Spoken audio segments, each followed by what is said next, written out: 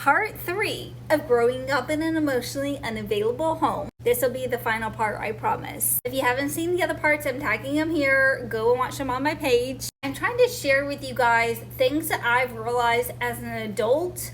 Once I realized that I grew up in an emotionally unavailable home where my parents kept everything service level and did not teach us about finances, men, sex, relationships, everything that you deal with in adulthood. They taught me none of it, and I've learned it by living life myself.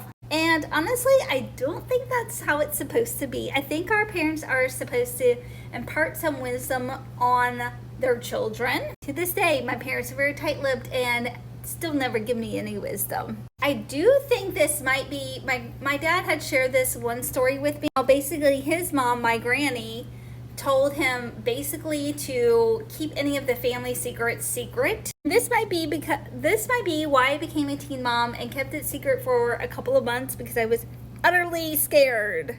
Anyway, I left off part 1 with sharing with you guys that I had a hard time dealing with feelings of low self-esteem and unworthiness. And I think this led me to marrying the man that I married at 19 or 20 years old. And we were divorced by the time I was 28, 27, 29, somewhere in there. My parents never spoke life into me, never really gave me compliments. I think this is what drove the low self-esteem, feelings of unworthiness. I never got external validation. I think that's really important when you're raising children into teenhood. This is something that I noticed in my parents, but I also notice in myself.